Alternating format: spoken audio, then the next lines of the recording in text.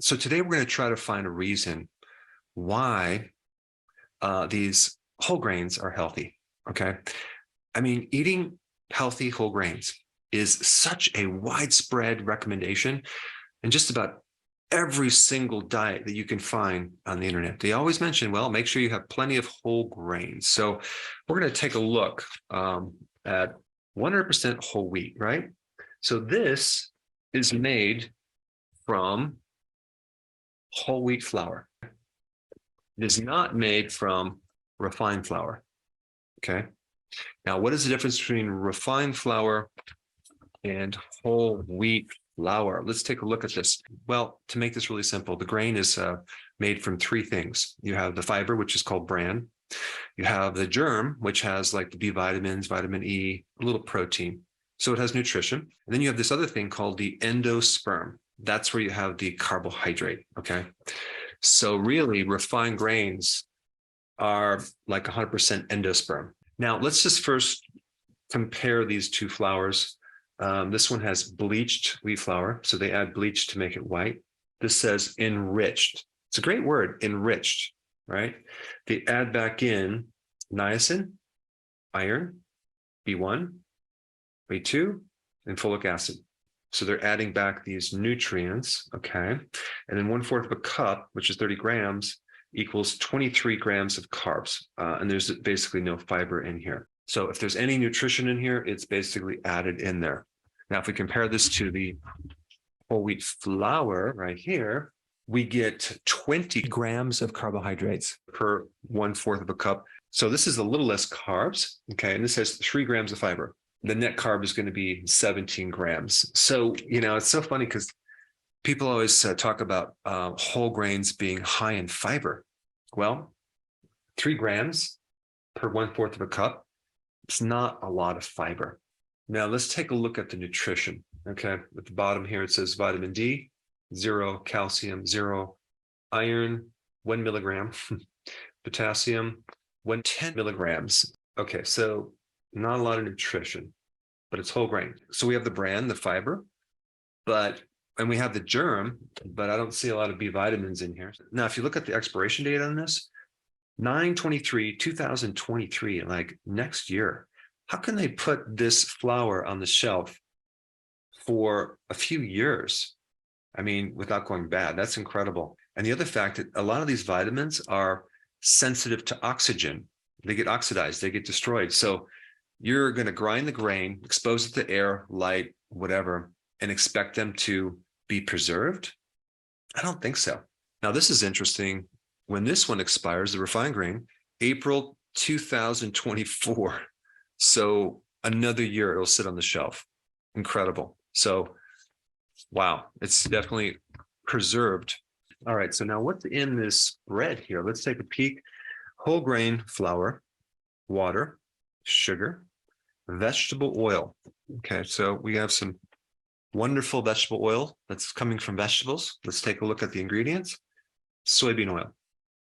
Okay, so that's soy oil. So they put the soy oil in here. That's omega-6 fatty acids. And let's see what else. The gluten, they put the gluten in there. And then they put a little vinegar in there. Natural flavors, citric acid. Okay, so that's what's in bread here. One slice is 21 grams of carb. And the fiber is 3 grams. Again, 11%.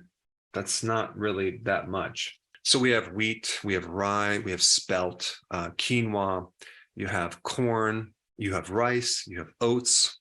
All of these are grains. And even popcorn is considered a whole grain. So we need to break this down to figure out what is in these whole grains that are so healthy. Is it the fiber? Well, there's not a lot of fiber. Okay, so like we're talking 3 grams per serving size, not much. Is it the vitamins and minerals? Well, apparently whole grains only give you about 10% of your required nutrients, 10%. I wouldn't call that nutrient dense. And the other point is that when you deal with whole grains, you have phytic acid. Phytic acid is in the bran, and phytic acid blocks the absorption of minerals. So zinc, calcium, iron. Interesting. But there's no phytic acid in refined grains, so you're not going to have any problem with that. But of course, you're consuming these synthetic kind of elemental minerals, which are like rocks or metals, which is a lot different from minerals that are like plant-based minerals. Now, the question is, well, maybe there's phytonutrients like flavonoids or polyphenols, things like that in here. Well, the problem is when they're exposed to air and oxygen, things like that, a lot of these phytonutrients are fat soluble, so they're going to go rancid really fast. Maybe the benefit is the protein. How much protein is in here? Oh, well, we got 7%, 4 grams. Okay, 4 grams, not a lot. Okay, 4 grams, and it's not even complete protein. Let's see if there's any protein in refined grains. Yes, there is. 3 grams. Okay, we got a little bit. How about in this bread right here? We got 4 grams, but of course it's not complete. So again, please explain to me, what is it in these grains? Maybe I'm missing something: fiber, vitamins, minerals, protein, phytonutrients. Now, this is what you need to know about the studies regarding grains. Okay, there's 3 key points here, and I'm not going to get too into it, but I'm going to put some links down below if you're more interested. But the great majority of studies done on grains are comparing whole grain, okay, products to refined grains. Okay, they're comparing these two, and obviously the whole grains are going to be healthier than the refined grains, right? But they're not comparing eating whole grains to not eating whole grains. They're really comparing the whole grains to the refined grains. And those people who are consuming whole grains are probably a little more health conscious. They're probably not smoking as much. They're probably exercising more. They probably have a better lifestyle, because the great majority of these studies are observational, which means it's all based on a questionnaire. And you have to get people to remember what they ate in the last, I don't know how long. The problem with those studies is it's very, very weak. It's not credible. And that is because there's just so many other variables that it could be. And they can pretty much manipulate the study and make it look whatever they want it to look like. So there's a tremendous amount of bias in observational studies. And a lot of these studies are industry sponsored. So again, you really can't trust those studies.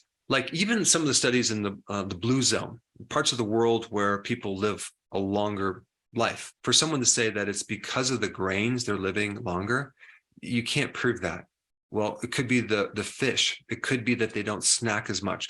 It could be less stress life. Now, in 2017, the Cochrane group, which is a very large independent group of scientists who review studies, evaluated 9 random controlled trials. And basically, it came out to this: there's not enough evidence to say that consuming whole grains will reduce your risk of heart disease. So it is true that if you're consuming maybe oatmeal, it may decrease your cholesterol, but you can't then conclude that it's going to reduce your chance for heart attacks because the cholesterol went down. You can't say that. But if we're looking at the low carb studies, okay, which I'm going to put down below, that would be a study that omits this grain. And in this next video, I'm going to show you the benefits for the heart, your liver, your arteries, blood sugar, diabetes, by eating foods without grains, okay? Backed up by hardcore research. So check it out. I put it up right here.